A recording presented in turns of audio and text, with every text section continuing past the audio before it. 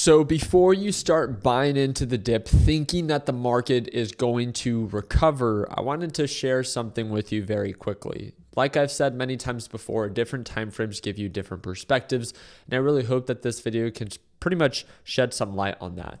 That being said, again, let's jump on into NVIDIA. So NVIDIA, just like the NASDAQ market as of right now, we could see that it is indicating signs of a potential recovery. On the 1 minute, it looks pretty bullish, even though it recently dipped.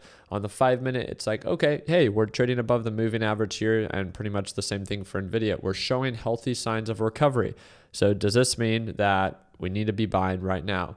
Well, the 1 hour. The 1 hour is the EMA that we have not been able to break above. Now, remember, patterns tend to repeat themselves. They don't always have to.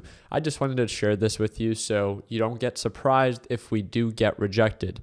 Now, remember, this week we do have a significant economic report that's going to be on Wednesday, and it's the CPI data report. I will be live streaming that CPI data report for free on my YouTube channel. So just another reason to drop a thumbs up and subscribe if you guys haven't done so already.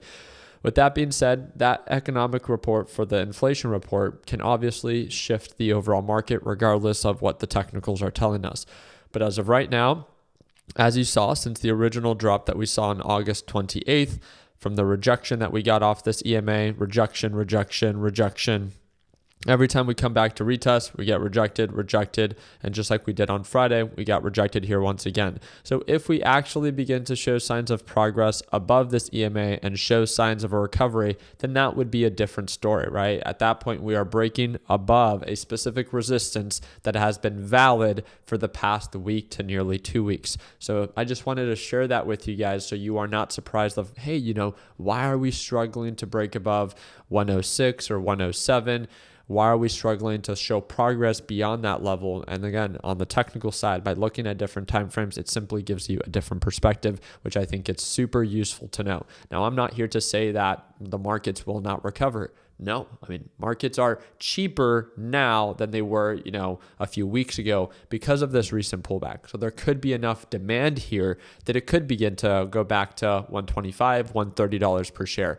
I just wanted to make sure that you don't buy the dip early thinking that the market has to recover and then all of a sudden it gets rejected, comes back to retest $100 per share. It breaks that support and then who knows, right? Can we end up dropping down to $90 per share? So instead of jumping the gun and thinking something has to happen by looking at different time frames, again, you become a little bit more self-aware of what could potentially happen.